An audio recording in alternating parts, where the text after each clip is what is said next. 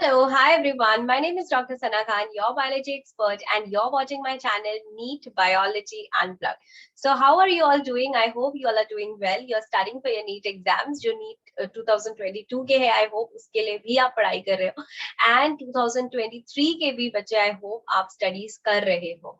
ठीक है, अगर अभी तक आपने मुझे Instagram पे या फिर Telegram पे join नहीं किया है, तो please do join me because वहाँ पर बहुत सारी चीजें हैं which I'm trying to upload so that you can work on it. And I hope you all are watching your scientist series. Yes, आपके कितने साइंटिस्ट हो गए? मैंने तो 20 अपलोड कर दिए हैं कि आपको लर्न हो गए 20. Yes, एंड प्लस जो नेक्स्ट वीडियो होगा that will be on plasma membrane. जैसे मैंने आपको कहा था कि मैं आपको कुछ इंपॉर्टेंट 5 से 6 एमसीक्यूज ऑन प्लाज्मा मेम्ब्रेन डाल दूंगी बिकॉज वो one of the hit topic है from this chapter to be asked in your NEET exams. ठीक है, तो आज का जो लेक्चर है that is lecture number 4 for the chapter cell the unit of life, जहां पर हम बात करेंगे about cell wall, endomembrane system and cytoplasm. तीनों बहुत छोटे छोटे से यूनिट है. चलो फटाफट से स्टार्ट करते हैं.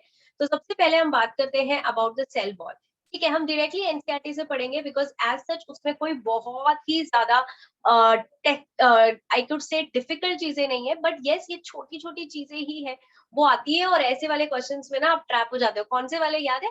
Following are the characteristics except. यहाँ पे ये वाले क्वेश्चंस में मैंने इतने बच्चों को देखा है ना कि वो ट्रैप हो जाते हैं. उनको लगता है वो करेक्ट आंसर मार्क करके आ रहे हैं, बट एक्चुअली वो रॉन्ग मार्क कर देते हैं. क्यों? बिकॉज यहाँ पर आपका एक एक वर्ड पे ध्यान होना चाहिए. ठीक है, एक वेंट्रल, डॉर्सल, लैटरल, ऐसी छोटी छोटी से वर्ड्स में मिस्टेक हो जाती है. तो वैसे क्वेश्चंस पे बहुत ध्यान देना है. हम वैसे क्वेश्चंस बहुत सारे डिस्कस भी करेंगे, लाइव डिस्कस करेंगे. जैसे और थोड़ा वक्त चला जाए from April I try to put videos, live videos on April, जहां पर हम कुछ एमसीक्यूज फॉर नीट 2022 बैच के लिए डिस्कस करेंगे. ठीक है, तो सेल वॉल की बात करते हैं. तो सेल वॉल आपको पता ही है कि सेल वॉल एक बहुत ही रिजिड स्ट्रक्चर है जो प्लाज्मा मेम्ब्रेन के बाहर पाया जाता है. राइट, और कौन से सेल्स में होता है? प्लांट, एनिमल, फंगाई, सब में होता है क्या? यस, नहीं, ये सब में नहीं होता है. ये प्लांट्स एंड फंगाई में पाया जाता है. बहुत सारे बच्चे सोचते हैं कि भाई ये तो प्लांट्स में होता है, बेटा फंगाई में भी होता है. देखो एनसीईआरटी कहती है cell wall forms an outer covering for the plasma membrane of fungi and plants. ठीक है, तो फंगाई एंड प्लांट्स के बाहर एक लेयर बनती है जिसको हम कहते हैं cell wall.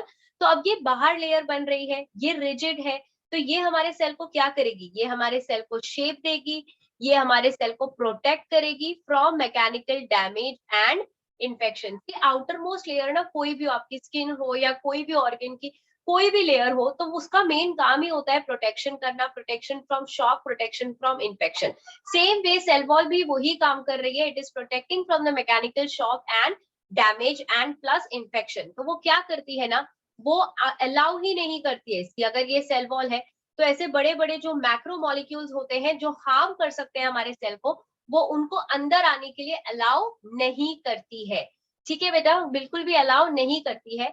It also helps in cell-to-cell interaction and provides barrier to undesirable macromolecule. देखो लिखा है undesirable, right? मतलब जो मॉलिक्यूल्स हमारे सेल के लिए अच्छे नहीं है उसको अंदर नहीं आने देती है. उसके लिए एक बैरियर जैसा, ओके, बैरियर जैसा बन जाती है. अब अलगे की सेल वॉल दी हुई है. अलगे के पास सेल वॉल होती है जो कि cellulose, galactan, mannan and minerals जैसे कि कैल्शियम कार्बोनेट की बनी है. Mark this point, it is very very important. So algae की सेल वॉल किससे बनी है? Cellulose, galactose, mannan and calcium carbonate. वही आपको प्लांट्स की भी सेल वॉल बताई हुई है, cellulose, hemicellulose, pectins and protein. So please please please यहाँ पे ऐसे लिख दो, learn composition of cell wall of algae and plant. ठीक है, ये इंपॉर्टेंट है, प्लीज इसे नहीं भूलना. अब आते हैं नेक्स्ट पार्ट पे. देखो सेल वॉल में दो वॉल दिखती है आपको, प्राइमरी सेल वॉल और सेकेंडरी सेल वॉल. ठीक है, तो प्राइमरी और सेकेंडरी सेल वॉल के बीच में हम डिफरेंस भी पढ़ेंगे. तो प्राइमरी सेल वॉल, जो cell wall of a young plant cell, देखो एनसीईआरटी क्या कहती है बच्चा, cell wall of a young plant cell, the primary wall. ठीक है, जो सेल वॉल पहले बनती है एक यंग प्लांट में, उसको हम क्या कहते हैं? प्राइमरी वॉल कहते हैं. क्या कहते हैं उसको? Primary wall. जो कि प्राइमरी है तो इसीलिए वो ग्रोथ भी कर सकती है. Is capable of growth which gradually diminishes the cell which as the cell mature, मतलब वो क्या करती है, उसके अंदर क्षमता होती है कि वो ग्रोथ करे एंड धीरे धीरे धीरे वो डिमिनिश हो जाती है जैसे कि जैसे सेल मेच्योर बनता है एंड फिर उसके अंदर सेकेंडरी सेल वॉल बन जाती है। ठीक है, तो इसको देखते हैं हम, एक्चुअली देखते हैं हम प्राइमरी सेल वॉल और सेकेंडरी सेल वॉल में अंतर क्या है। प्राइमरी सेल वॉल को हम PCW लिखेंगे एंड सेकेंडरी सेल वॉल को हम SCW लिखेंगे। तो अब ये प्राइमरी सेल वॉल किधर बन रही है बच्चा, ये बन रही है आउटसाइड द प्लाज्मा मेम्ब्रेन। किधर बन रही है, आउटसाइड द प्लाज्मा मेम्ब्रेन। अब सेल वॉल किधर बन रही है, ये बनती है आपके between primary cell wall and, किसमें बनेगी, between primary cell wall and, yes, ये बनती है आपके between plasma membrane and primary cell wall. ये बनती है between plasma membrane and primary cell wall. ठीक है, तो primary cell wall plasma membrane के बाहर, लेकिन secondary cell wall plasma membrane, ठीक है, एंड प्राइमरी उसके बीच में सेकेंडरी बन रही है।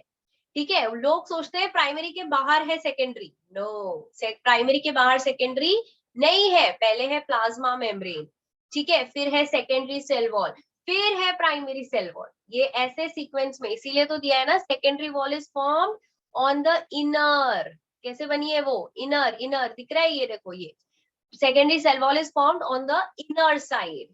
ठीक है, तो इस बात पे बिल्कुल भी ध्यान देना है। तो अब प्राइमरी सेल वॉल क्या करती है, ये ग्रोथ दिखाती है, सो इट शोज ग्रोथ, एक सेकेंड, फायर अटका है, yes, it shows growth and it do not show growth, यहाँ पे कोई भी ग्रोथ देखने को आपको मिलेगी नहीं। ठीक है, यहाँ पे आपको कोई भी ग्रोथ देखने को आपको मिलेगी नहीं। आई होप आपको पता चल गया है position of primary and secondary cell wall, इस पे MCQ आ सकता है। ठीक है, ऐसे सेल वॉल के कैरेक्टरिस्टिक दिए जा सकते हैं जिसमें आल्गी वाला पॉइंट डाल देंगे, प्लांट का डाल देंगे, प्राइमरी सेल वॉल के ऊपर कुछ डाल देंगे, सेकेंडरी सेल, एंड पूछेंगे कि कौन सा रॉन्ग है, तो आपको यहाँ पर ये नहीं ट्रैक होना है। ठीक है, अब आते हैं हम नेक्स्ट वाले पार्ट पे, दैट इज मिडिल लैमिना। अब ये क्या है देखते हैं। The middle lamina is a layer of calcium pectate which holds or glues on different neighboring cells together। ये देखो क्या है, middle lamina is a layer mainly composed of calcium pectate which holds or glues the different neighboring cells together। ये देखो यहाँ पर हम cells बनाते हैं, for example ये cells है, ओके, ये देखो ये सेल्स है। ठीक है, मैंने 3 सेल्स बनाए, क्या बनाया, फिर हम बनाने वाले हैं मिडल लैमिना, हम बनाएंगे मिडल लैमिना, दिख रहा है, ये मिडल लैमिना बनाया मैंने। तो middle lamina is a layer, जो ये तो लेयर कौन सी किसकी बनी हुई है, कैल्शियम पेक्टेट की बनी हुई है, किसकी बनी हुई है, कैल्शियम पेक्टेट की, जो हमारे नेबरिंग सेल्स को होल्ड करके रख रही है, क्या करके रख रही है, होल्ड करके रख रही है। So the cell wall and middle lamellae may be traversed by plasmodesmata which connects the cytoplasm of neighboring cell। देखो, अब ये देखो, ये सेल है, ये है हमारी मिडल लैमिले। अब मैं इधर पे आपको सेल वॉल भी बना देती हूँ, ये देखो, ये हमने बना दिया सेल वॉल। अभी इधर मैं प्राइमरी सेकेंडरी नहीं बना रही हूँ, सिर्फ सेल वॉल बना रही हूँ। तो क्या दिया है कि जो मिडल लैमिला है और जो सेल वॉल है वो ट्रेवर्स होगी, मतलब यहाँ पे there would be a point जहां पर ये हट नहीं होगी, ओके, और वो रीजन से हमारा जो सेल टू सेल है, नेबरिंग सेल्स है, वो कनेक्शन हो रहा होगा, ओके। ये देखो, ये रीजन में नहीं, ये रीजन में नहीं होगी। तो जो रीजन में आपकी मिडिल लैमिना और सेल वॉल नहीं होता है, वो एरिया में होता है प्लाज्मोडेस्माटा, जो आपके नेबरिंग सेल्स को कनेक्ट करता है, क्या करता है, नेबरिंग सेल्स को कनेक्ट करता है। तो ये देखो, कुछ सेल्स ऐसे दिखते हैं, ये है आपके सेल्स, ठीक है, बीच में होगा आपका मिडिल लैमिले और फिर हो गया आपकी सेल वॉल ऐसी। तो एक रीजन होगा, ये देखो ऐसे, ये रीजन को कहते हैं हम प्लाज्मोडेस्माटा, जो कि आपके दो सेल या दो नेबरिंग सेल्स को कनेक्ट करता है, एंड वो रीजन में आपके मिडिल लैमिले और सेल वॉल एब्सेंट होती है। Very very very very important, ठीक है। तो ये जब सेल्स एक दूसरे से कनेक्ट कर रहे हैं तो ऑब्वियसली सेल वॉल वहां पर नहीं होनी चाहिए, वरना चीजें एक सेल से दूसरे सेल के साइटोप्लाज्म पे रीच नहीं करेगी, ठीक है। सो याद रखें आप कि सेल वॉल एंड जो मिडिल लैमिला है मे बी ट्रेवर्स मीन वो एरिया में वो सेल वॉल और मिडिल लैमिले नहीं होंगे जहां पर प्लाज्मोडेस्माटा है, सो दैट दो सेल का जो साइटोप्लाज्म है वो एक दूसरे से कनेक्ट कर पाए। Okay, so that's all about the cell wall. You should know about the primary, secondary cell wall, about middle lamellae and plasmodesmata. ठीक है, अब आते हैं हम एंडोमेम्ब्रेन सिस्टम पे। ये बहुत छोटा सा है, इस पे एक बार एमसीक्यू आया है कि एंडोमेम्ब्रेन सिस्टम में कौन कौन से ऑर्गेनल्स होते हैं। So we'll go to the next slide. One second. Yes, so one clean slide for the endomembrane system. So while each of the membranous organelle is distinct in terms of its structure and function, many of these are considered together as an endomembrane system. मतलब क्या है, बहुत हमें पता है कि cytoplasm में बहुत सारे ऑर्गेनल्स हैं जिनके पास वेल डिफाइंड मेम्ब्रेन है, इसीलिए वो काफी डिस्टिंक्ट है, उनका फंक्शन भी काफी अलग है। बट कुछ ऑर्गेनल साथ में आते हैं और वो बनाते हैं एक सिस्टम जिसको हम कहते हैं एंडोमेम्ब्रेन सिस्टम। क्या कहते हैं बेटा? Endomembrane system. तो उन क्यों क्यों वो साथ में आ रहे हैं? ऑब्वियसली बिकॉज उनका फंक्शंस जो है वो कोऑर्डिनेटेड है, ठीक है। उनके जो फंक्शंस है वो कोऑर्डिनेटेड है, इसलिए वो साथ में आ रहे हैं।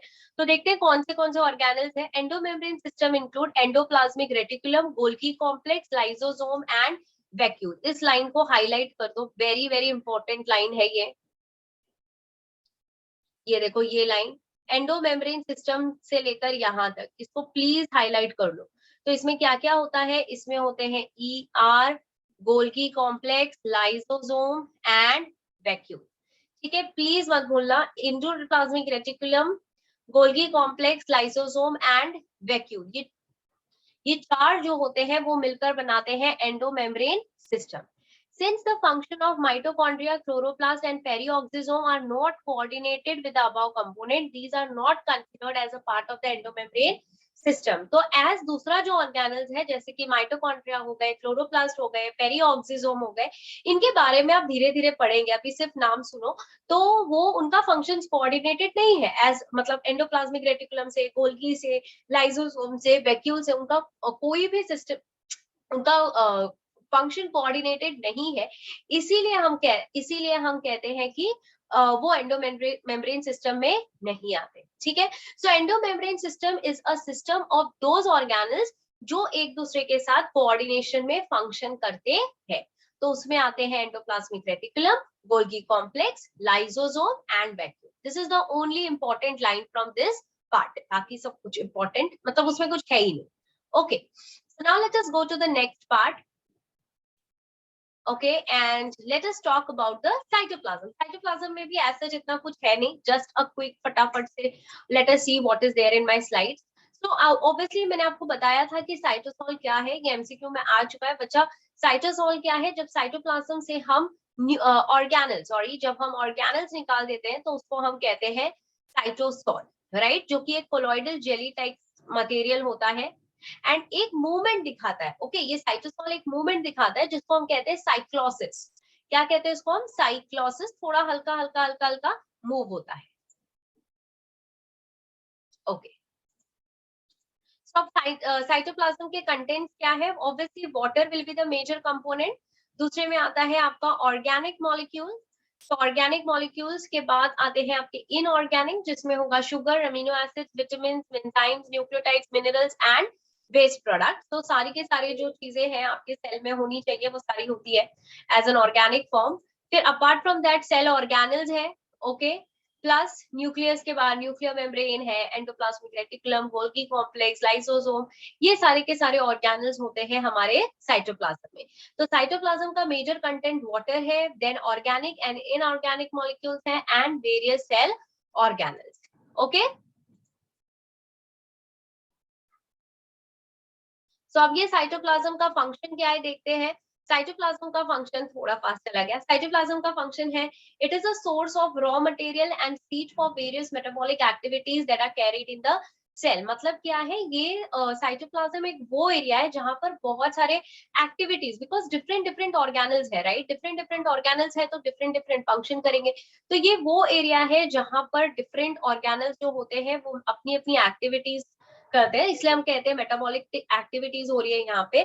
Plus it also helps in distribution and exchange of materials between various cell organelles. मतलब एक सेल ऑर्गेनल से दूसरे सेल ऑर्गेनल तक जब कोई भी चीजें एक्सचेंज होनी होती है तो साइटोप्लाज्म की मदद से होती है। ठीक है, तो साइटोप्लाज्म इज नथिंग कैरेक्टरिस्टिक, इसलिए आप देखेंगे कि NCERT specifically cytoplasm as a topic नहीं डालती है, बट यस सेल वॉल में डाला है। Endomembrane system is also a separate topic and that is very very important. उसमें कौन कौन से पॉइंट्स इंपॉर्टेंट है ये मैंने आपको ऑलरेडी बता दिया है। Okay, so that's all about the cell wall, endomembrane system and cytoplasm. I'll meet you soon in the next lecture where we are going to talk about some organelles. I would not say one organelle because I don't know what I'm going to upload. So yes, one or two organelles only in one video so that it becomes short, sweet, so that you watch it, you share it with your friends and you support all your, you give me a lot and lot of support because I really need it. I'm working hard for you all. So I just need your support to so that you share as much with your friends. Okay, so I'll meet you soon and do follow my scientist series and the rest of the videos and do subscribe to my channel. I'll meet you soon. Till then, bye. Take care. Work hard. Work for your dreams. Bye.